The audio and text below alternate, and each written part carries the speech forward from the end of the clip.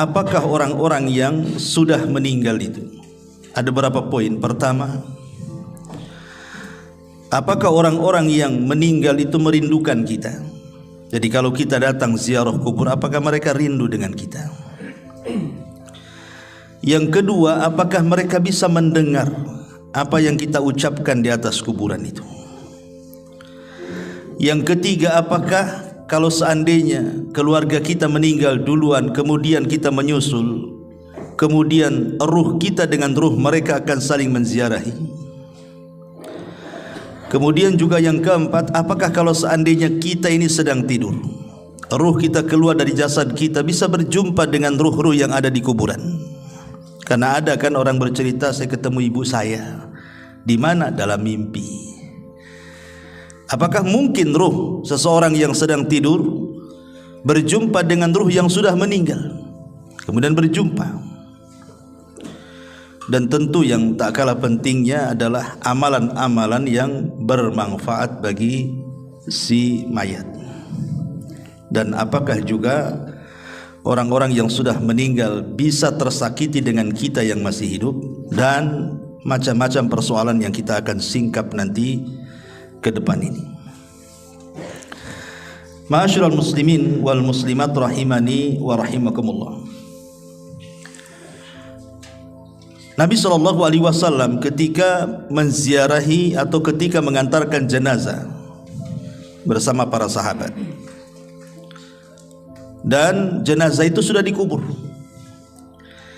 apa kata Nabi SAW? Istaghfiru li akhikum fa innahul an yus'al, atau istaghfiru li akhikum wasalu lahu at-tathbit fa innahul an yus'al.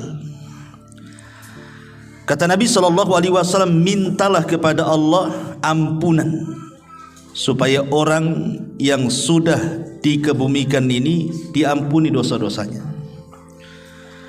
dan mintalah kepada Allah ketetapan supaya dia bisa menjawab pertanyaan mungkar dan nakir alias fitnah kubur, karena sekarang dia lagi ditanya, kata Nabi.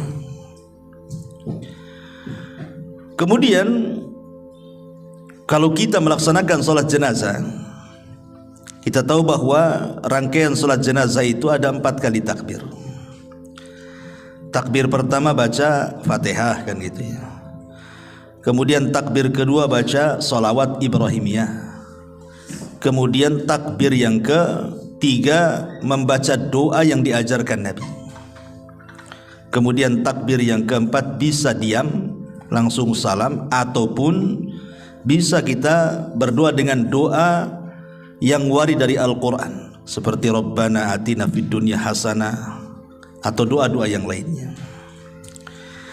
Tetapi yang ingin saya bahas adalah pada takbir yang ketiga, Nabi SAW mengajarkan kepada kita doa-doa yang disunahkan untuk dibaca. Salah satunya adalah Allahumma ighfir lahu warhamhu wa'afihi wa'fu anhu wa akrim nuzulahu wa wasi' madkhalahu, dan seterusnya. Ya Allah, ampuni orang ini yang sudah mati. Ya Allah, rahmati orang ini. Ya Allah, maafkan orang ini. Ya Allah, muliakan kedudukannya. Ya Allah, luaskan kuburannya, dan begitu seterusnya. Dari 2 riwayat ini bisa kita simpulkan bahwa kewajiban kita apabila sedang mengantarkan jenazah dan jenazah itu sudah dikubur, maka ada 3 doa yang dianjurkan seorang muslim dibaca sebelum pulang dari kuburan. Kalau memang kita tidak sempat ikut memegang cangkul, memasukkan tanah ke liang lahatnya, maka cukup sebelum pergi ambil 3 kepal tanah, kemudian letakkan di kuburannya, minta 3 perkara. Pertama, mintakan ampun kepada Allah. Dan ini berlaku kepada setiap yang ziarah kubur, tidak mesti yang mengantarkan jenazah saja. Umpamanya kita ziarah kubur kapan saja. Bagi laki-laki kan sunnah, ziarah kubur itu kapan saja. Tapi bagi perempuan tidak disunnahkan kecuali sekali-kali. Karena Rasulullah SAW melaknat wanita-wanita yang sering ziarah kubur. Tapi kalau sekali-kali boleh.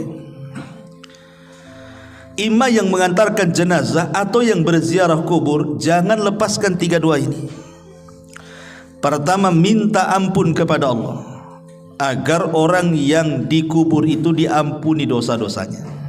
Berdasarkan hadis istaghfiru li akhikum, mintakan doa ampunan untuk saudaramu. Yang kedua, minta kepada Allah Subhanahu wa taala agar orang yang dikubur itu ditetapkan jawabannya. Karena ada hadis yang panjang sekali dari hadis Bara bin Azib radhiyallahu anhu. Ketika Nabi SAW menunggu liang lahat selesai digali, Rasul bercerita di hadapan para sahabat tentang kematian seorang mukmin.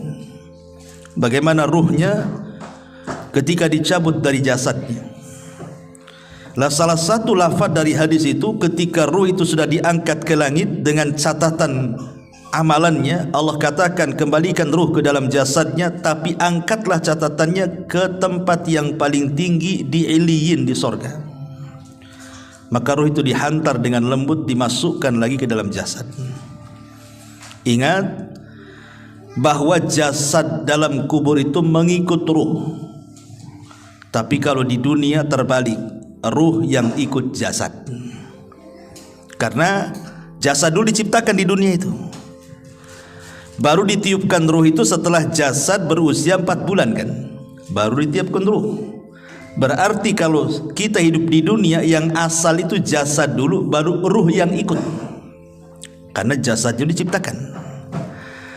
Tapi kalau sudah meninggal terbalik, jasad ini bisa jadi tanah, bisa hancur jadi tanah, dimakan cacing tanah, tapi ruh tidak akan hancur. Berarti bukan ruh yang ikut jasad, tapi jasad yang ikut ruh. Makanya kemudian jasad itu akan ikut ruh, dan disitulah Mungkar Nakir bertanya, man rabbuk, siapa Rabb, wa manabiyuk, siapa nabimu, wa madinuk, apa agamamu. Artinya 3 soalan ini akan ditanyakan. Jawabannya bukan apa yang kita hafal di dunia. Kalau anda sekarang saya tanya, siapa Tuhanmu? Pasti dengan lantang Allah, Ustaz. Siapa nabimu? Dengan lantang Muhammad, Ustaz. Apa agamamu? Ya Islam lah. Masa Katolik kan gitu? Pasti lantang kita. Tapi apakah kemudian setelah kita dikubur kita sanggup menjawab? Belum tentu. Karena jawaban-jawaban itu ditentukan dengan amalan dia. Apakah dia sudah mengamalkan perintah larangan Allah, mencintai Nabi, betul-betul mempelajari Islam kan itu. Makanya di sini dihajatkan bantuan dari kita yang masih hidup. Berdoa kepada Allah agar dia bisa ditetapkan jawabannya. Karena penetapan jawaban itulah yang Allah katakan, yusabbitullahu alladhina amanu bil qauli tsabit. Allah akan tetapkan jawaban orang-orang yang beriman dengan jawaban yang mantap. Itulah yang menjadikan selamat orang itu dari azab kubur. Karena Utsman ibn Affan kalau diingatkan dengan kuburan menangis, tapi kalau diingatkan dengan neraka santai saja dia. Padahal neraka lebih dahsyat dibandingkan azab kubur kan. Ketika ditanya, wa mayubkika ya Utsman, apa yang membuat anda menangis wahai Utsman? Maka Utsman mengatakan, wailakum, celaka kalian. Kuburan ini bisa saja dia raudhatun min riyadil jannah au hufratun min hufarin nar. Ingat, kuburan ini bisa jadi taman menuju taman-taman sorga, atau boleh jadi menjadi lubang menuju ke lubang neraka. Artinya menentukan selamat di akhirat, keselamatan di kuburan. Kalau selamat di kuburan, insya Allah kesananya mudah. Kalau tidak selamat di kuburan, maka dipastikan kesananya lebih sulit lagi. Makanya sebab itulah kita dianjurkan minta kepada Allah agar orang yang dikubur itu dimantapkan jawabannya. Ini yang kedua. Kemudian yang ketiga, berdasarkan doa dalam salat jenazah tadi, minta kepada Allah agar Allah merahmati. minta kepada Allah satu agar dosanya diampuni, minta kepada Allah yang kedua agar dia dimantapkan jawabannya, minta kepada Allah yang ketiga agar Allah memberikan kasih sayangnya. Sehingga dengan kasih sayang Allah itulah Allah akan mengampuni dosanya dan Allah akan memantapkan jawabannya. 3 soalan ini. Kapanpun antum ziarah kubur, minta 3 soalan ini, 3 doa ini. Ya, datang ke kuburan, kemudian ucapkan salam, kemudian mendekat kuburan, dan jangan bakhil, jangan datang ke kuburan itu mendoakan orang yang dikubur itu saja. Pamannya kita menziarahi orang tua kita yang sudah meninggal, jangan difokuskan kepada orang tua kita saja, tapi doakan juga orang-orang Islam yang dikubur di sekitarnya. Makanya ada doa yang diajarkan Al-Quran, Rabbana ighfir lana wa li ikhwanina alladhina sabaquna bil iman. Ya Allah, ampuni akan dosa-dosa saudara-saudara kami yang sudah mendahului kami dengan keimanan. Apa manfaatnya? Kenapa kita tidak fokus saja mendoakan orang tua kita? Kan memang tujuan kita kan menziarah orang tua kita. Kenapa pula yang lainnya kita doakan? Sebab kalau kita mendoakan orang muslim yang dikubur, umpamanya orang muslim ini mungkin ada 1000 kuburan di kuburan kaum muslimin di situ, berarti kita akan mendapatkan pahala 1000 orang yang kita doakan. Itu kalau di kuburan itu ada 1000 kuburan tuh. Kalau 2000 kuburan, berapa banyak kita akan dapat? Kalau seandainya kemudian kita mendoakan bukan hanya kepada yang sudah meninggal, yang hidup pun kita doakan. Allahumma ighfir li hayyina wa mayyitina, atau Allahumma ighfir lil muslimina wal muslimat wal mu'minina wal mu'minat al ahya'i minhum wal amwat, umpamanya. Ya Allah, ampunilah dosa-dosa orang mukmin laki-laki, orang mukmin perempuan yang hidup dan yang mati. Yang hidup berapa? Siapa yang bisa ngitung yang hidup? Satu kota Batam aja kita tidak tahu berapa jumlahnya. Satu Kepri lagi, satu dunia lagi. Berarti kita dapat pahala itu sebanyak jumlah orang Islam yang kita doakan yang hidup. Loh, yang enggak, yang mati. Berapa jumlah yang mati? Itu manfaatnya kita mendoakan orang-orang yang beriman di sekitarnya itu, supaya kita dapat pahala juga. Itu masalahnya. Masuk bakhil orang tuanya kiri kanan, ngapain saya doakan katanya. Enggak begitu. Karena orang muslim itu kal jasadil wahid, seperti jasad yang satu, baik ketika hidup ataupun ketika mati, saling mendoakan. Lah di antara adab doa itu adalah mengarah kiblat, bukan ngadap kuburan, bukan ngadap maisan, bukan. Mana arah kiblat? Pemain kuburan sebelah sini, arah kiblatnya ke sana. Jangan ngadap kuburan, ngarahkan ke kiblat. Ya, karena adab doa itu harus mengarah ke kiblat. Walaupun ada khilaf di antara ulama apakah kiblat doa itu ke langit, maknanya kita negakkan ke atas begini, ataukah ke arah kiblat yang dimaksud Ka'bah. Ini memang jadi khilaf ulama. Tapi menghadap kuburan tidak boleh, karena kuburan bukan kiblat. Ya, kiblat itu ke Mekah atau ke langit, gitu ya. Baru di situ kita meminta kepada Allah Azza wa Jalla, ya Allah, kalau memang dia orang tua kita, kita katakan, ya Allah, ampuni kedua orang tua saya. Ya Allah, tetapkan jawaban kedua orang tua saya. Ya Allah, berikan rahmat kepada orang tua saya. Dah selesai. Habis itu kita doakan saudara-saudara kita. Ya Allah, ampuni saya, orang tua saya, dan orang-orang Islam dimanapun, baik yang hidup ataupun yang mati di sini atau di mana saja di dunia ini. Itu berapa banyak kita ini pulang dari kuburan dapat pahala tuh. Ini adab yang pertama, ya, bahwa kita disuruh untuk mendoakan mereka. Yang kedua, apakah orang-orang itu merindukan kita? Pemain kita ziarah kubur kepada kedua orang tua kita. Apakah kedua orang tua kita itu rindu dengan kita? Senang kalau melihat kita di situ? Ini terjadi silang pendapat di antara ulama kontemporer atau ulama mutaqaddimun. Kalau saya mendengar fatwa daripada Syekh Shalih Fauzan, saya lihat di YouTube, ketika ditanya apakah orang yang datang ziarah kubur Ketika datang kita ke kuburan itu, orang-orang yang dikubur itu senang dengan kedatangan anaknya ketika menziarahi orang tuanya. Maka kata beliau, iya, senang mereka dengan kedatangan kita. Tetapi senang di sini bukan menatap wajah kita. Oh, nampak sehat anaknya, alhamdulillah, bukan itu maksudnya. Yang dimaksud senang itu karena mereka menanti doa-doa kita. Jadi mereka itu menanti doa-doa kita, bukan karena ziarah kuburnya. Karena ziarah kubur itu manfaatnya bukan kepada orang yang mati, tapi ziarah kubur itu manfaatnya kepada orang yang hidup. Pada kita ini, kalau antum ziarah kubur, ibu bapak ziarah kubur itu manfaatnya untuk kita. Apa manfaatnya untuk kita? Nabi SAW bersabda, kuntu nahaitukum an ziyaratil kubur fazuruha fa innaha tudzakkirukumul akhirah. Dulu kata Rasul, aku larang kalian ziarah kubur. Sekarang boleh, silahkan ziarah kubur setelah mantap iman para sahabat. Karena di zaman itu kan kuburan jadi ajang maksiat, baik kesyirikan ataupun bid'ah. Makanya Rasul melarang, takut para sahabat terseret kepada maksiat. Tapi setelah kokoh keimanan para sahabat, Rasul mengatakan fazuruha, sekarang kalian ziarah kubur silahkan. Manfaatnya apa? Fa innaha tudzakirukumul akhirah, supaya kalian mengingat akhirat, mengingat kematian, dan dilembutkan hati kita di situ.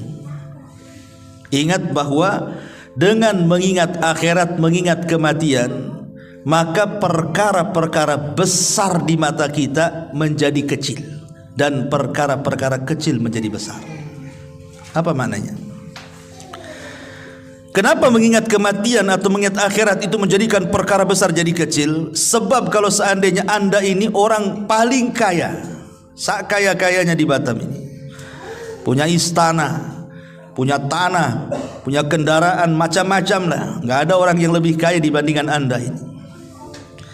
Ketika kemudian datang ke kuburan, melihat kuburan, kemudian berpikir saya juga akan mati seperti dia, apa gunanya kekayaan kalau begitu?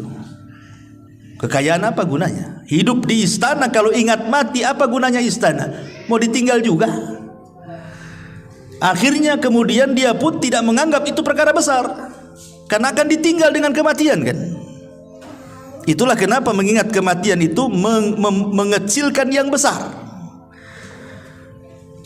ataupun membesarkan yang kecil. Pamannya dia orang susah, tidak sekaya orang-orang kaya. Dengan mengingat kematian itu perkara kecil jadi besar. Nggak apa-apa, hidup di dunia kan nggak lama, nanti ada kehidupan yang lebih baik, yang lebih hebat, yang lebih megah, itulah sorga. Akhirnya dia tidak memikirkan kemiskinannya. Dari situ muncullah redha dengan pemberian Allah. Ujung-ujungnya ke situ.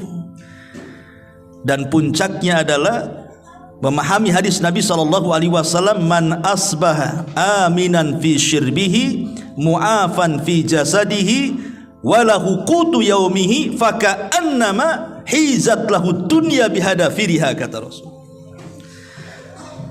Orang kalau sudah mengingat kematian, walaupun dia susah hidupnya, yang penting ketika bangun di pagi hari aman keluarganya, gak ada yang menyakiti, sehat badannya, gak ada penyakit yang menimpanya, adalah makanan yang dimakan untuk hari itu seolah-olah sudah menggenggam dunia dengan segala isinya. Karena manusia itu di dunia cari apa kalau nggak tiga perkara ini kan? Pertama, aman. Orang itu pengen aman, suami pengen aman dari istri, istri pengen aman dari suami, orang tua pengen aman dari anak, anak pengen aman dari orang tua, orang pengen aman dari tetangga, tetangga pun pengen aman dari kita. Nggak ada ketakutan, nggak ada yang ngancam, nggak ada yang membuat takut, nggak ada takut disakiti, dihasadi. Orang kan pengen aman hidup itu. Sebab kalau aman itu tenang hati, itu yang dicari orang. Sampai-sampai orang itu sampai pindah perumahan itu gara-gara diganggu tetangganya karena nggak aman kan, terpaksa pindah rumah dia. Yang kedua, sehat badannya. Apalagi kalau sudah faktor UU tuh, yang sudah 40, 50. Itu kalau bangun gak ada yang sakit udah seneng sekali itu. Tapi kalau bangun pinggang sakit, kaki asam urat, itu stres tuh. ya, kolesterol naik, stres orang itu. Ya. Kemudian juga ada yang dimakan, nggak pusing, yang dimakan sudah ada, yang diminum ada. Apa yang dicari orang itu kan cuma 3 perkara. Sebab satu lolos dari 3 perkara ini nggak aman hidup itu. Contoh mamanya, badan sehat, ya kan, tapi nggak aman. Istri disakiti suami, suami disakiti istri, nggak kerasan hidup itu. Walaupun sehat badannya. Ataupun mungkin oke lah dia harmonis rumah tangganya, anak-anaknya baik-baik, tetangganya oke-oke. Stroke pula lah dia, stres juga. Ya. Oke lah sehat badannya, aman semuanya, tak ada yang dimakan pula dia, stres juga hidup itu. Nah kalau 3-tiganya sudah ada, tenang hidup di dunia tuh. Itulah yang dikatakan menggenggam dunia, itulah karena 3 perkara ini yang dicari manusia. Makanya kemudian kalau orang ingat mati itu, perkara besar menjadi kecil, perkara kecil menjadi besar. Karena berujung dari mengingat kematian berakhir dengan redho, dengan pemberian. Awalnya ingat mati, ujungnya apa? Redho dengan pemberian. Kita akan mati juga, mengapain juga sibuk-sibuk. Tenang jadinya hati. Itulah tujuan ziarah kubur itu. Makanya ini bapak-bapak ini kalau sudah kasih mak-maknya ajak shopping, belokkan aja ke Tamiang tuh. Ya, ajak yuk kita ke Top Cepe Batu Aji, tapi ngarahnya ke kuburan Tamiang. Ini bu, Top Cepenya ada di sini. Gitu. Mau mati atau mau hidup kan itu. Supaya lembutlah hati itu. Jangan asih dunia terus. Jadi ziarah kubur itu manfaatnya untuk siapa? Untuk kita yang berziarah, bukan untuk orang mati. Orang mati itu bermanfaat kalau kita berdoa. Doanya itu yang manfaat. Itulah yang membuat penghuni kubur senang dengan kedatangan kita maksudnya. Ini satu pendapat ya. Tetapi Syekh bin Baz rahimahullah ta'ala yang saya baca dalam fatwanya, dia tawakuf dalam masalah ini. Apakah kemudian kalau kita ziarah kubur, penduduk kubur itu senang atau tidak senang? Kita tidak bisa mengatakan iya ataupun tidak, karena ini perkara gaib masalahnya. Perkara gaib itu tidak bisa ditetapkan kecuali dengan dalil. Kalau tidak ada dalil, tawakuf. Tapi yang jelas bahwa okelah kita tidak mengatakan dia senang ataupun tidak senang, tapi yang namanya doa bagi para penziarah kubur untuk para penghuni kubur itu, itulah yang disepakati para ulama sampainya pahala kepada orang yang meninggal. Kan amalan-amalan nanti saya jelaskan. Amalan-amalan itu kan banyak tuh yang bermanfaat kepada untuk orang yang sudah meninggal itu. Tetapi dari seluruh amalan itu yang ada 8 tuh ataupun 10 amalan itu, yang disepakati cuma 2. Maksudnya tidak ada khilaf ulama. Kalau kita lakukan pasti sampai kepada orang yang meninggal. Apa itu? Pertama doa, dan yang kedua sedekah. Cuman 2 ini. Ini sepakat. Tidak ada khilaf ulama. Adapun menghajikan orang yang sudah meninggal, korban untuk orang meninggal, baca Quran untuk orang meninggal, ini masih khilaf. Ada perselisihan ulama. Ada yang mengatakan sampai, ada yang mengatakan tidak sampai, wallahu a'lam. Tapi yang disepakati jelas-jelas dalilnya berdasarkan nas gitu ya. Doa pasti sampai. Yang kedua sedekah pasti sampai. Kenapa? Karena ada hadisnya. Idza mata ibnu Adam inqata amaluhu illa min salasin, sadaqatin jariyah. Lihat sedekah yang mengalir. Kemudian au ilmin yuntafa'u bihi, ilmu yang bermanfaat, au waladin salihin yad'u, anak yang soleh yang mendoakan.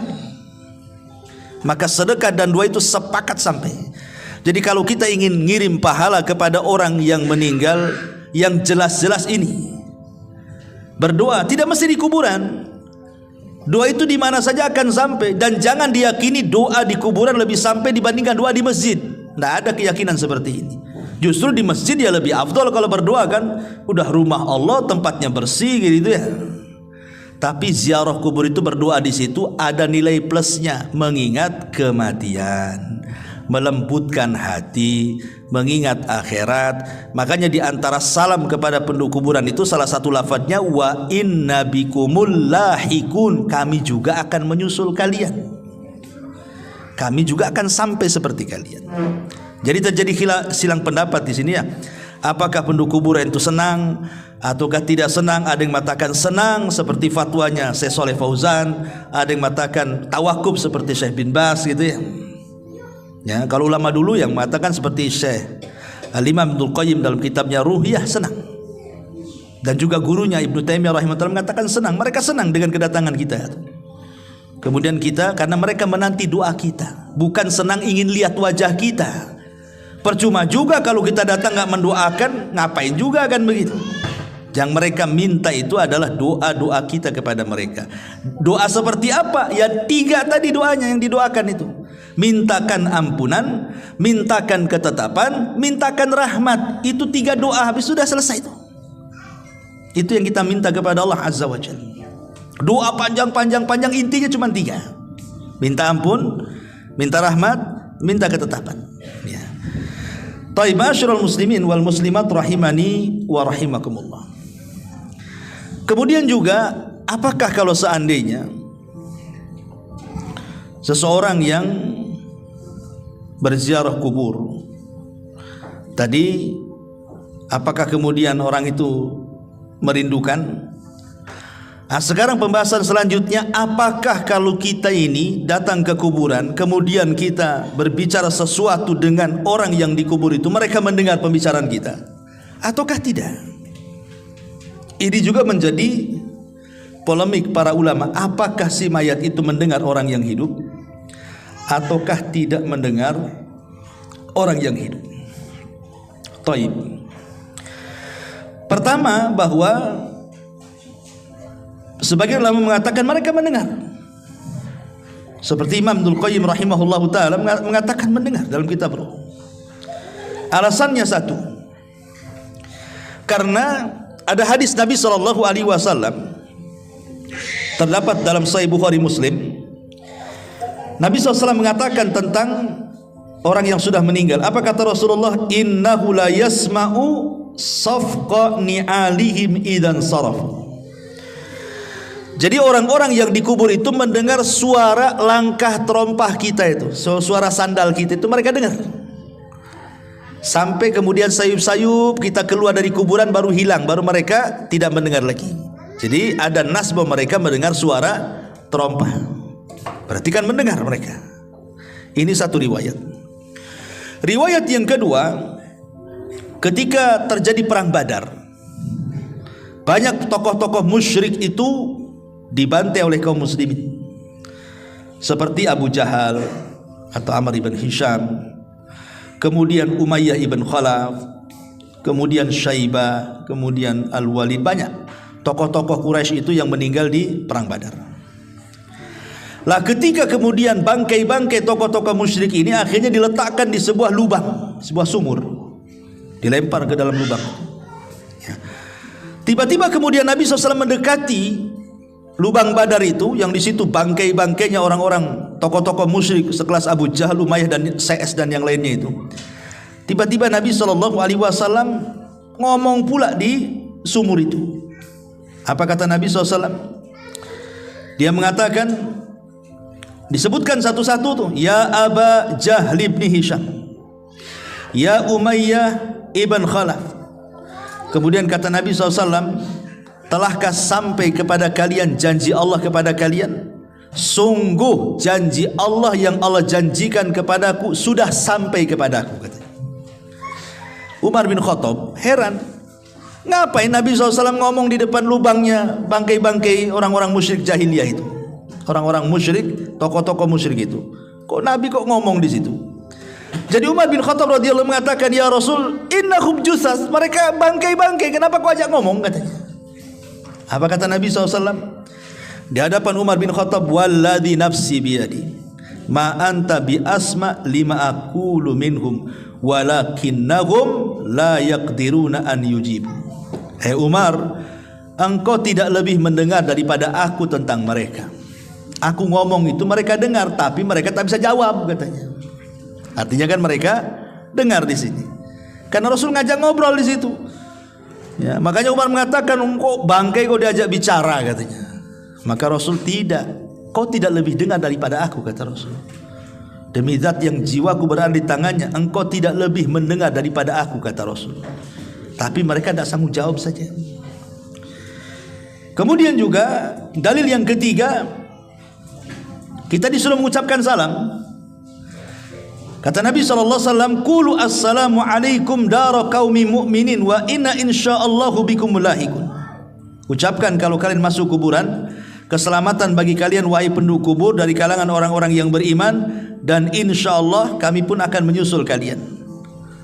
Mengucapkan salam berarti harus dijawab tuh. Berarti kalau kita mengucapkan salam berarti mereka mendengar salam kita. Dan ada beberapa dalil yang menunjukkan bahwa mereka mendengar. Tapi bagi kelompok yang mengatakan tidak, mereka tidak dengar, mereka berdalil dengan surah Fatir ayat 22. Allah Subhanahu wa taala mengatakan, "Wa ma anta bimusmi'in man fil kubur." Hei Muhammad, engkau tidak bisa memperdengarkan orang-orang yang di kuburan itu. Ini Quran mengatakan engkau tidak bisa memperdengarkan orang-orang yang di kuburan, surah Fatir 22 itu. Dan Allah juga mengatakan, innaka la tusmi'ul maut, engkau tidak bisa memperdengarkan orang yang sudah mati. Ini dua nas Quran ini menunjukkan bahwa orang yang dikubur tidak mendengar apa yang ada di atas kubur karena mereka sedang sibuk. Orang yang dikubur loh sedang sibuk. Kalau mereka orang kafir sibuk diazab, mana bisa dia ngerekan kita yang ada di kubur? Dia sedang diazab. Ya. Kalau dia mendapatkan nikmat kubur, dia sedang bersenang-senang dengan nikmatnya. Lebih nikmat di kuburan daripada senikmat-nikmatnya orang nikmat di dunia. Ngapain pula direkan orang di atas kuburan? Artinya di sini ada kelompok yang mengatakan mendengar, ada kelompok yang mengatakan tidak mendengar. Wallahu a'lam. Kita tidak bisa mengatakan mendengar, kita tidak bisa mengatakan tidak mendengar, tetapi yang jelas bahwa kita tetapkan yang berdasarkan nas saja. Mereka mendengar tetapi yang berdasarkan dalil. Maksudnya begini, yang berdasarkan dalil itu. Contoh seperti tadi, mereka mendengar suara sandal. Ini konteksnya apa? Konteks hadis bahwa orang-orang yang dikubur itu mendengar suara sandal, ini bicara soal ketika kita mengantarkan jenazah. Apabila kita mendengar kata jenazah, kemudian jenazah itu dikubur, kemudian kita pulang, mereka masih mendengar suara sandal kita. Apakah setelah kemudian kita pulang kemudian ziarah kubur dengar lagi suara sandal? Ya enggak juga kan begitu. Artinya konteksnya hanya ketika menguburkan saja mereka dengar. Apakah mereka mendengar seterusnya? Itu Allahu a'lam. Ya. Ataupun ketika kita mengantarkan jenazah dari rumah menuju kuburan. Kalau dia orang yang beriman, maka dia mengatakan kepada orang pengantar-pengantar itu, mengatakan apa? Segerakan aku, qaddimuni. Nah, kan? Karena dia mendengar suara orang yang mengantarkan dia ke kuburan kan. Tapi kalau dia orang jahat, dia mengatakan, wailakum aina tadhhabun. Celaka, kau mau pergi kemana aku ini katanya. Mau dibawa kemana aku ini katanya. Dia mendengar. Ya. Nah, itulah yang dinaskan. Jadi maksudnya di sini, apakah mereka mendengar seterusnya ataukah mendengar sesuai dengan nas? Menurut Syekh Utsman Khamis yang saya dengar di YouTube, bahwa kalau melihat dalil ya mereka mendengar secara nas saja, tidak seterusnya mendengar. Ya, walaupun kita tidak menafikan ada yang berpendapat mendengar terus. Kalau kita datang dan kita bicara mereka tahu. Ada yang mengatakan sama sekali tidak mendengar. Intinya ini menjadi ranah khilaf ulama. Ya, tapi yang selamat adalah kita tidak mengatakan mendengar, ya kita juga tidak mengatakan tidak mendengar. Kita ikut dalil saja. Wallahu a'lam. Ini perkara yang kedua. Yang ketiga, apakah orang yang tidur kemudian bangun cerita dia, saya tadi mimpi ketemu ibu saya. Kan ada yang gitu tuh ya. Ketemu ayah saya, ngajak ke pasar beli soto namanya kan. Tapi dalam mimpi. Mungkin gak ruh kita yang sedang tidur berjumpa dengan ruh yang sudah meninggal itu? Mungkin nggak gitu pertanyaannya di sini? Maka dijelaskan oleh para ulama, lam yathbut fi hadza syai'un. Ini saya menukilkan perkataan Syekh bin Baz ya. Memang tidak ada dalil sama sekali tentang hal ini, bahwa ruh orang yang tidur bisa berjumpa dengan ruh orang yang sudah meninggal. Tetapi kata Syekh bin Baz, innama dzakara ba'du ahli ilmi annal arwaha fin naumi qad taltaqiya bi arwahil amwat. Tapi kata Syekh bin Baz, secara dalil memang tidak ada. Saya belum mendapatkannya kata beliau. Tetapi ternukilkan dari kalangan ahli ilmi, maksudnya kalangan ulama, bahwa ruh-ruhnya orang yang tidur itu bisa berjumpa dengan ruh-ruhnya orang yang sudah meninggal. Wa hadza qad yaqau fi ba'dil ahyan, dan ini kata beliau terkadang bisa terjadi pada tempo-tempo tertentu. Ma yadullu alaihi, apa yang menunjukkan kepada peristiwa itu. Fa inna ruha indallah, karena ruh itu di sisi Allah. Faruhul mu'min fil jannati wa ruhul kafir tu'adzab, karena ruhnya orang mukmin di sorga dan ruhnya orang kafir sedang diadab. Lakin qad arsala hadhihi ruh ilal badan lis salami ala man yusallim alal kubur. Tetapi ruh ini terkadang dimasukkan lagi ke dalam jasad hanya untuk menjawab salam orang yang sedang berziarah kubur. Jadi kan ruhnya seorang mukmin kan di sorga tuh. Tapi kalau ada orang yang ziarah kubur kemudian mengucapkan salam, ruh itu akan dikembalikan ke dalam jasad hanya untuk menjawab salam kemudian balik lagi ke sorga, gitu maksudnya.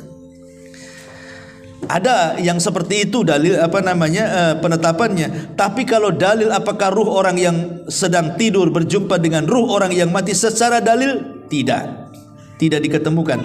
Tetapi ijtihad para ulama, ya, ada yang mengatakan bisa saja. Buktinya banyak cerita yang seperti itu. Banyak bercerita orang-orang yang ketemu dengan ibunya, ketemu dalam mimpi, ketemu dengan bapaknya di dalam mimpi kan. Kadang-kadang ada yang bercerita seperti itu. Sehingga secara kenyataan dalil tidak ada. Itu maksudnya, ya.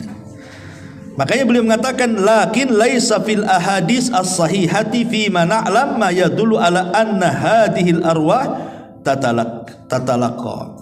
Tetapi tidak ada hadis-hadis yang sahih sepengetahuan kami, kata beliau, yang menunjukkan bahwa ada ruh bisa berjumpa, maksudnya ruh orang tidur bisa berjumpa dengan ruh orang yang meninggal.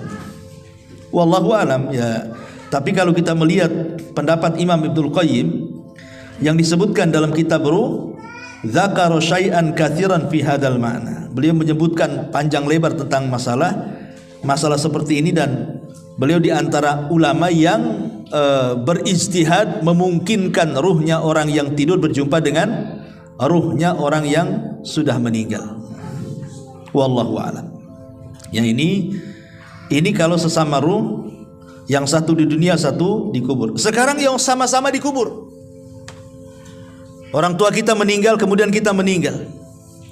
Apakah ruh kita akan berjumpa, saling berziarahi satu dengan yang lainnya? Ada sebuah hadis. Nabi SAW bersabda, "Idza hudiral mu'minu atatkum fayakuluna ukhruji radiyatan mardiyah anki ila rauhillahi wa raihani wa rabbin ghairi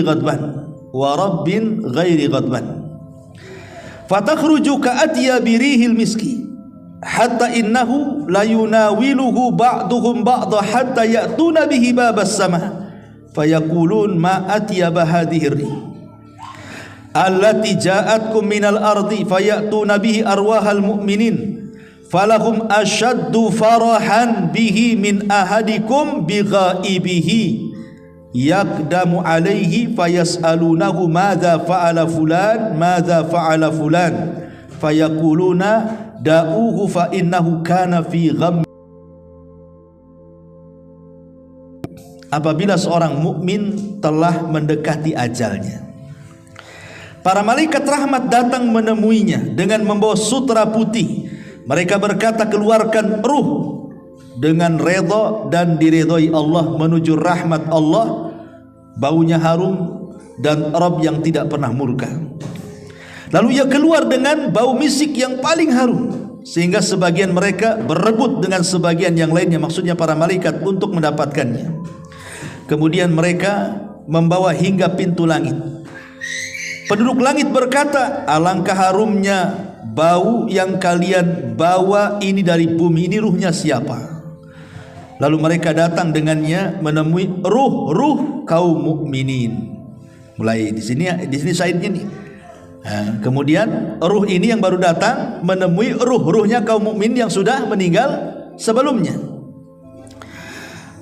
Mereka kemudian bergembira. Jadi ruh-ruh yang sudah meninggal sebelumnya, mereka bergembira dengan kedatangan tamu yang baru tuh.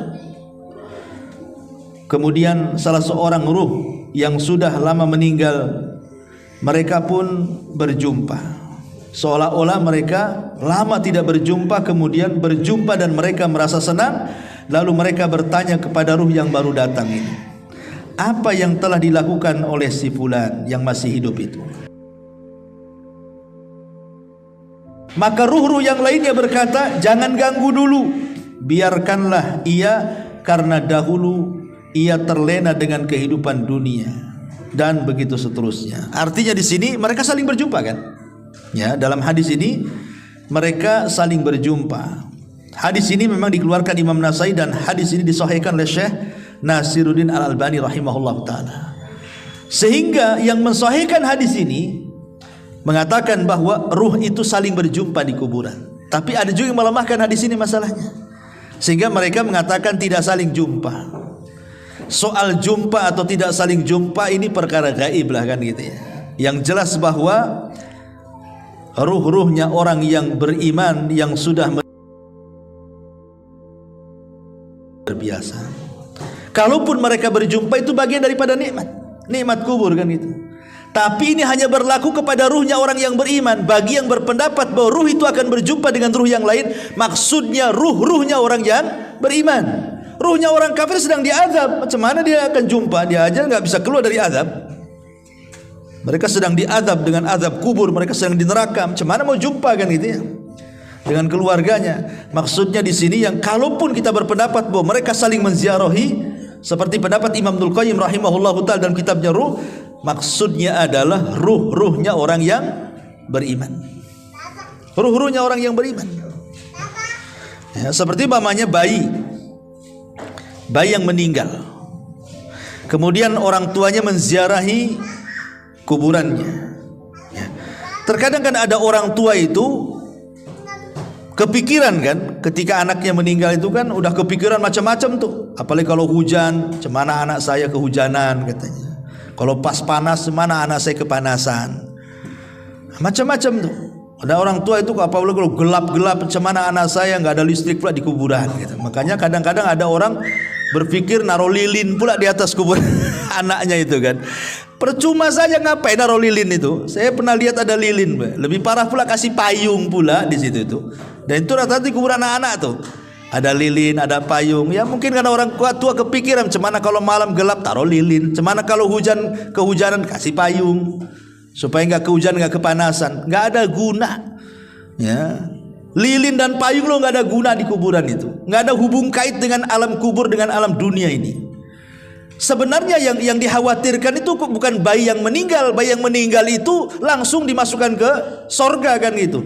Karena di antara kelompok-kelompok yang akan terhindar dari fitnah kubur, maksudnya tidak ada pertanyaan malaikat mungkar dan nakir, itu salah satunya bayi-bayi yang meninggal itu. Mereka tidak akan ditanya. Walaupun jumhur ulama mengatakan mereka ditanya, tapi pendapat yang kuat wallahu alam mereka tidak ditanya. Karena ada beberapa orang yang tidak akan terkena fitnah kubur. Salah satunya para nabi. Para nabi tidak akan ditanya. Objek pertanyaannya siapa nabimu? Masa nabimu ditanya lagi? Siapa nabimu? Ya saya kan. Kan nggak mungkin juga kan itu ya. Nabi tidak mungkin ditanya karena dia objek pertanyaan. Para siddiqin tidak mungkin ditanya. Para syuhada tidak akan ditanya. Ya, kemudian orang-orang yang ribat, orang-orang yang berada di perbatasan kayak orang Palestina itu kan diribat tuh namanya. Mereka tidak akan ditanya kalau meninggal. Termasuk juga bayi-bayi yang meninggal, termasuk orang gila tidak akan ditanya tuh. Jadi kalau umpamanya orang tua sedih akan kematian anaknya, dia bodoh. Harusnya dia memikirkan dirinya sendiri, karena si bayinya sudah selamat masuk surga kan gitu. Apakah kalau dia mati dia masuk surga kayak anaknya? Harusnya dipikirkan jangan bayinya, dia yang dipikirkan harusnya, gitu maksudnya. Kalau bayi yang meninggal itu udah jelas-jelas dia masuk surga. Bahkan dia akan jadi syafaat bagi orang tuanya. Bahkan kalau orang tuanya beriman, maka bayi itu akan menunggu di pintu surga. Dan dia mengatakan di hadapan Allah, ketika Allah mengatakan masuk kau ke dalam surga, kata bayi ini, enggak, saya tidak akan masuk surga sampai saya mau orang tua saya tarik bajunya masuk juga ke surga. Dan itu hadisnya itu.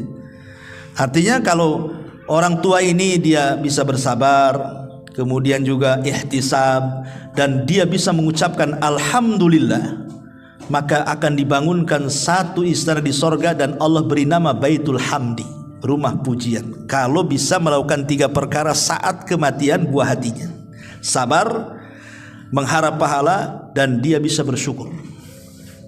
Ucapkan innalillah wa inna ilaihi rajiun, Allahumma hjurni fi musibati, alhamdulillah ala kulli hal. Ini 3 ucapan. Kalau dia bisa mengucapkan 3 ucapan ini, maka Allah bangunkan satu istana Baitul Hamdi di surga.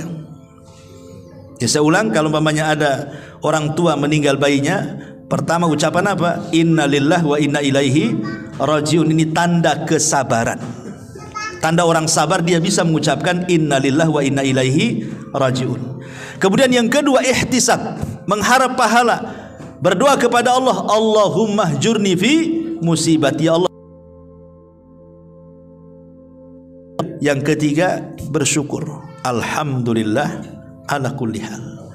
Segala puji dan puja bagi Allah. Pertama, doa kaum muslimin bagi si mayat berdasarkan surah Al-Hasyr, alladzina sabaquna bil iman wa la taj'al fi qulubina ghillan lil ladzina amanu rabbana innaka raufur rahim. Dan orang-orang yang datang sesudah mereka, muhajirin dan ansar, mereka berdoa, ya Rabb kami, beri ampunlah kepada kami dan kepada saudara-saudara kami yang telah beriman lebih dahulu dari kami, dan janganlah engkau membiarkan kedengkian dalam hati kami terhadap orang-orang yang beriman. Ya Rabb kami, sesungguhnya engkau maha penyantun lagi maha penyayang. Ini yang pertama, doa, dan ini pasti sampai. Kemudian yang kedua, sedekah. Tadi sudah saya ini yang disepakati, bersedekah. Kemudian yang ketiga, melunasi hutang si mayat. Ini bermanfaat, karena di zaman Rasul pernah dimintai menyolatkan orang yang punya hutang, Rasul tak mau. Si mayat itu sudah dimandikan, sudah dikafankan, dan tinggal disolatkan. Setelah tinggal disolatkan, seorang sahabat kemudian menyampaikan kepada Rasul, semua sudah siap, silahkan anda solatkan. Apa kata Rasul? Hal alaihi dainun, apakah dia punya hutang? Iya, 2 dirham. Dia punya hutang 2 dirham. Kata Rasul, solatkan oleh kalian, saya tidak akan menyolatkannya. Kemudian ada seorang sahabat namanya Abu Qatadah, min 2 dirham, aku yang bayar, solatkan dia. Kata Rasul, yakin kau bayar? Iya, saya bayar. Akhirnya Rasul menyolatkan. Besoknya ditanya lagi, Abu Qatadah, udah bayar enggak 2 dirham tuh? Rasul, baru kemarin dia mati. Tunggulah, katanya. Hari ketiga ketemu lagi, Abu Qatadah, sudah aku bayar 2 dirham itu. Sudah wahai Rasul. Apa kata Rasul? Al-an barudat kubruh. Sekarang kuburannya sudah dingin. Kemarin panas tuh, kata. Ya. Jadi utang tuh bau panas tuh di kuburan. Sekarang sudah dingin kuburannya, kata Nabi. Ya. Ini yang ketiga, melunasi hutang. Kemudian yang keempat, mengqadha puasa. Kalau si mayat ini punya nazar berpuasa, belum sampai, maka walinya mengqadha puasa. Karena ada hadis mengatakan, man mata wa alaihi siyam sama anhu waliyu. Siapa yang mati dalam kondisi dia sedang melaksanakan puasa wajib, maka yang mempuasakanlah walinya. Pamannya dia punya anak 4 atau 5, dibagi-bagi sajalah. Namanya ayahnya bernazar berpuasa sebulan, baru meninggal, nazarnya belum dilakukan. Ya sudah, sebulan tuh bagi 4 saja, berarti seminggu kan, anak 4 tuh bagi 4, jadi ya selesai itulah ya. Nah, kemudian juga yang kelima, di antara yang bekas-bekas amal soleh. Bekas-bekas amal soleh, maksudnya bekas-bekas amal soleh itu mengajarkan ilmu kepada orang. Pamannya ibu ngajari anak surah Al-Fatihah, ya kan? Akhirnya anak itu bisa dia baca Fatihah karena ibu yang ngajari. Ketika ibu meninggal, anak ini baca Fatihah terus pada setiap sholatnya. Berarti ketika anak ini membaca surah Al-Fatihah, itulah sampai, itu bekas-bekas kebaikan dia tuh. Makanya kalau bisa ini orang tua ini saya anjurkan, ibadah-ibadah wajib dan yang sering dilakukan itu kalau bisa jangan orang lain ngajari. Yang namanya sholat, kalau bisa kita yang ngajari anak tuh. Ngaji, kalau bisa kita yang ngajari. Ya, jangan orang lain suruh ngajari, nanti pahalanya dikasih orang lain jadinya kan. Dia sholat terus karena orang itu yang ngajari, dia yang dapat pahala. Jadi yang wajib-wajib itu kalau bisa orang tua lah yang ngajari itu. Terutama ngaji lah, minimal surat Al-Fatihah gitu yang memang itu dibaca setiap sholat kan, supaya ngalir terus tuh. Ya, coba bayangkan pahala guru itu, guru TK umpamanya kan, itu dia dapat santri 20 semua yang ngajari Fatihah, guru TK banyak dia pahalanya, udah mati tuh. Kalau seandainya kemudian anak didiknya besar jadi guru, punya murid jadi guru, itu namanya multi level pahala tuh. Sampai itu namanya baqiyatus salihah, namanya bekas-bekas amal soleh itu akan sampai kepada si mayat. Artinya di dalam hadis itu au ilmun yuntafa'u bihi, atau ilmu yang bermanfaat itu namanya ya, itu baqiyas salihah itu. Kemudian juga yang bermanfaat adalah menghajikan. Dan ada riwayat seorang anak ingin menghajikan orang tuanya, kata Rasul, hajikan saja. Ya, artinya sampai orang yang menghajikan kepada orang yang meninggal. Adapun tentang qiraatul Quran, bacaan Quran ini menjadi khilaf panjang ulama nih. Apa kalau kita baca Fatihah, baca Al-Baqarah, baca apa kepada orang tua itu sampai atau tidak? Ada yang mengatakan sampai, ada yang mengatakan tidak sampai. Tapi kalau yang dimaksud yang saya dengar dari beberapa ulama itu bukan menghadiahkan bacaan, bukan, tetapi menghadiahkan pahala setelah kita membaca. Kita baca dulu Qurannya. Setelah kemudian selesai baca Quran, kita mengatakan, ya Allah, kalau tadi bacaan Quran itu Engkau kasih aku pahala, aku kirimlah pahala ini kepada orang yang kucintai, orang tua saya. Itu namanya tawasul dengan amal soleh, tawasul dengan bacaan Quran. Ya, bukan dengan bacaannya, karena belum tentu dapat pahala kan masalahnya. Apalagi orang-orang yang manggil orang pamannya nih, baca Quran di rumah untuk orang mati. Pertanyaannya, apakah orang yang ada panggil membaca Quran itu dia dapat pahala atau tidak? Bisa saja nggak dapat pahala, karena tujuan orang yang dipanggil itu jangan-jangan hanya ingin dapat duit saja kan. Saya disuruh ke sana untuk baca Quran, pikiran dia saya digaji di situ. Orang baca Quran digaji nggak dapat pahala, kalau nggak dapat pahala apa yang mau disampaikan? Makanya kemudian kalaupun harus mengirim bacaan Quran itu maksudnya bertawasul dengan bacaan Quran, dengan amalan baik tadi. Setelah baca Quran, ya Allah, kalau seandainya ini ada pahalanya, aku kirimkanlah kan itu. Seperti ada seorang ulama namanya Rabi' bin Khaitham. Rabi' bin Khaitham itu kalau dari rumah ke masjid itu pandangannya selalu melihat ke bawah. Kalau ada paku, ada beling, ada jarum, ada lidi, ada pokoknya kalau ganggu-ganggu orang lah itu, maka dia ambil pakunya, dia ambil belingnya, kemudian disisihkan ke pinggir jalan. Kemudian dia mengatakan, ya Allah, kalau dengan membuang hal-hal yang membahayakan orang berjalan ini ada pahalanya, maka aku kirim kepada orang tuaku. Itu namanya tawasul dengan amal soleh itu. Nah, jadi nggak apa-apa, pulang dari sini tengok jalan terus, nampak ada paku, turun. Nah, ini kalau bisa mengganggu, ini orang ini bahaya, ini kena paku nih. Ya Allah, kalau ada pahalanya saya kirim kepada orang tua. Jalan lagi nampak ada polisi tidur, wah, ini bahaya ini. Nah, langsung ambil cangkul.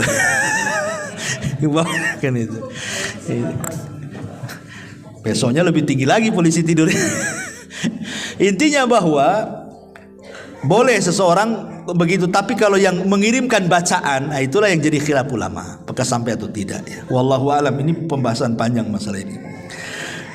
Bagaimana kalau seandainya orang tua kita meninggal dunia, kita ingin berbuat baik.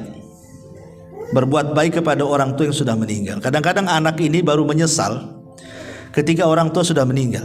Kalau orang tua masih hidup tuh kadang-kadang nggak kepikir berbuat baik.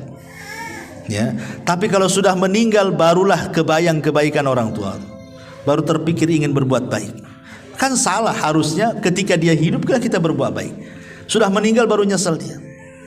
Tetapi karena orang tua itu adalah sosok yang mulia bagi anak itu, tetap Allah Subhanahu wa taala masih memberikan kesempatan yang tidak sempat berbuat baik ketika masa hidupnya, ada caranya berbuat baik setelah kematiannya. Seperti apa? Satu, istighfar lahumma.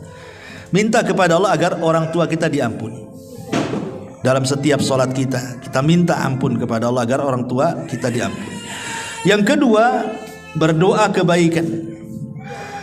Seperti tadi, doa supaya diampuni dosanya, dirahmati, ditetapkan jawabannya. Kemudian juga kalau dia punya hutang, selesaikan hutang orang tuanya. Masalah hutang piutang begini ya. Kalau orang tua kita punya hutang, apakah hutang orang tua setelah meninggal itu menjadi kewajiban bagi anak? Ini khilaf ulama.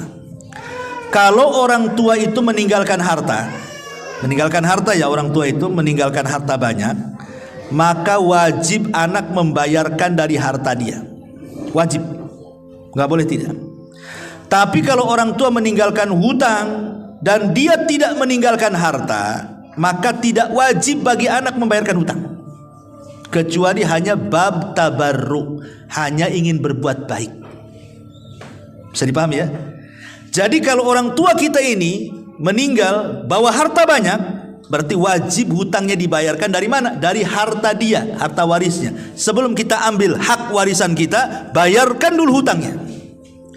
Tapi kalau orang tua kita miskin, hutangnya banyak, apakah kewajiban anak yang dia kaya karena hasil dia bukan karena warisan orang tuanya wajib membayarkan? Tidak wajib. Ingat, tidak wajib.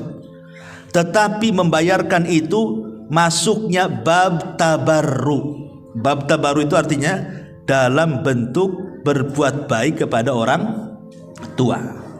Karena saya di dunia kurang berbuat baik kepada orang tua saya. Sekarang orang tua saya sudah meninggalkan hutang, dah apa-apa pakai uang saya. Tapi kalaupun tidak dibayar dari harta kita tidak ada masalah, karena bukan kewajiban. Karena kewajiban itu diambil dari harta waris. Ya, ini harus dipahami. Kemudian juga yang keempat, qada'un nadhar. Kalau memang orang tua punya nadhar, laksanakan. Itu birrul walidain namanya. Atau qada'ul kafarah kalau orang tua kita punya kafarah. Termasuk juga bersilaturahim dengan orang-orang yang baik dengan orang tua kita. Orang tua kita punya teman di mana? Dia baik dengan temannya. Ketika orang tua meninggal, baikilah teman orang tua kita semasa hidup. Ya. Maksudnya sambung silaturahim dengan dia. Nah, termasuk kalau orang tua kita suka ngasih-ngasih ya sama temennya, nah, kita kebiasaan orang tua yang baik kita lakukan juga ngasih-ngasih. Ya. Supaya kebaikan orang tua tidak hilang, kita teruskan. Nah, itu bentuk birrul walidain juga. Ya, menghormati teman orang tua gitu maksudnya. Termasuk juga berbuat baik kepada orang tua adalah ingat kebaikannya. Oh betul juga kata orang tua, kenapa dulu orang tua saya keras dengan saya, rupanya ini. Nah, ingat dia akhirnya kan dengan kebaikan orang tua. Nah, dengan itu akhirnya hilanglah dendam-dendam anak kepada orang tua. Kalau ingat kebaikannya, hilang tuh dendam itu. Ya, karena ada anak yang nggak tahu itu, sampai mati orang tuanya masih dendam, nggak mau ziarah kubur tuh. Ya, mau apa sih ziarah kubur? Waktu hidup aja malas saya nengok muka dia. Nah itu anak durhaka itu. Ya, jadi ini diantara pembahasan yang bisa kita bahas. Ya, wallahu alam.